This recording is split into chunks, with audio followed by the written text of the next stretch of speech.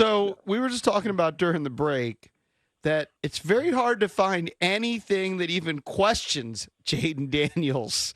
Right. Seems like everything is glowing coming out of camp.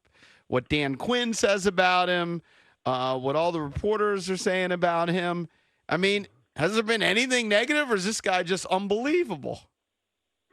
I think, yeah. I mean, I was going to try to say something witty, but I have nothing because there hasn't been, like, it's not like he spurned some kid's autograph either. You know what I mean? There's not, I mean, the guy's always walking around smiling, and I think he enjoys himself out there. I think, when you see somebody enjoying themselves like that, I think it's infectious for teammates. Mm-hmm. I've had guys tell that to me that, that they start to see more and more of his personality, and it's just like they gravitate to that. Mm-hmm. So yeah, no, I mean, the thing I would always say, and you caution, but it's a step in the process, right? So first step, you get them in here, you get the spring, now you got this first part of training camp. That's another step. The next step comes in joint practices and games. The field more, right? You see it on there now, but you'll start to see more against another team, how it could look and evolve.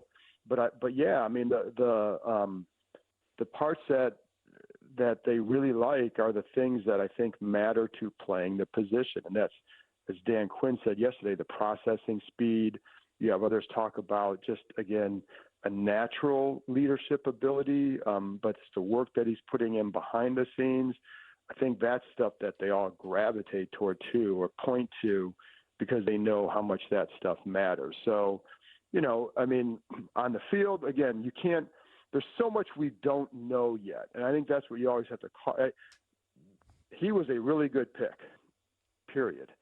But there's still a lot we have to learn. We don't know how this offense is going to look. We don't know how soon he goes from being, number 2 pick, Heisman guy, to being a really good NFL quarterback. No clue, and there's so many other factors involved in that, but he is off to a really good start. Yeah, I mean, the reports are just glowing. JP just kind of mentioned it. I mean, everyone is raving about him. The national commentators are all of a sudden, they're starting to come out of the woodwork predicting big things. C.J. Stroud like seasons, that kind of thing. It was funny. That's a hard thing. That is a hard thing. I mean, what Stroud did was unbelievable. In fact, he set the bar so high, I wonder how he's going to jump over it this year. You know what I mean?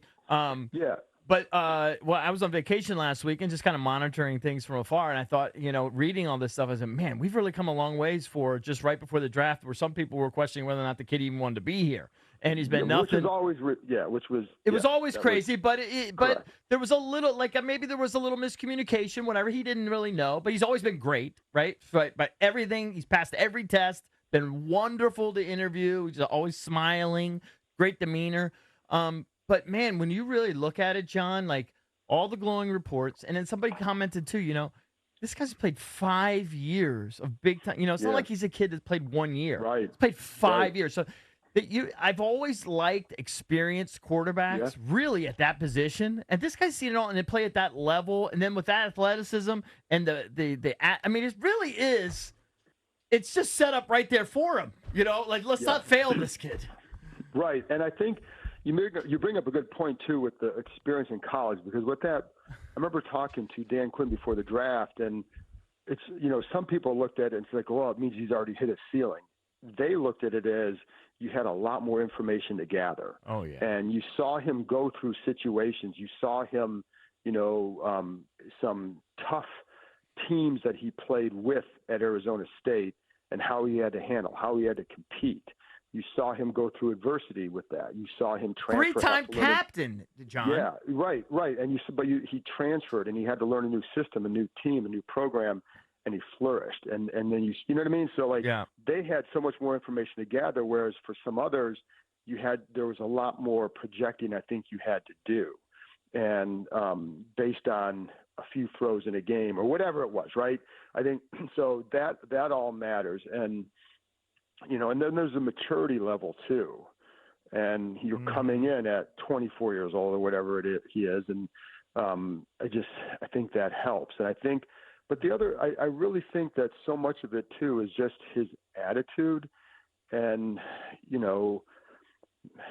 He's not. He seems unfazed, right? Well, very unfazed, and that's it's funny because you talked I talked to Herm Edwards about this a few months ago for my podcast, but also others too. They say the same thing in Arizona State. Like if he had a bad play, he'd still come off the field smiling, not because he's happy about the play, but because he knows he's going to get it back, right? Or it's not going to fluster him, and that was always the point of it. But it's also, I think he understands. Again, he's not coming here to save the franchise, and he's been clear about that. And perhaps there have been some others who felt like their task was to come here to save the franchise or be the face. But he's not coming in here saying that. And I think that is something that, if you're a veteran, if you're Zach Ertz, if you're Bobby Wagner, you're those kind of, you're at that level, you've won Super Bowls, you've played with top guys, you know what it looks like. And, I think that matters to them. And I mean, he's talking to Bobby Wagner all the time. Like he really, there is a lot that he really does well. And I don't think that's manufactured or just like, I don't think it's not false. Right. He does talk to these guys. Now, again, what we don't know is how well he's going to play, but we do know that he does all this stuff. And I do know it matters to the veterans and it matters to the coaches. So, yeah.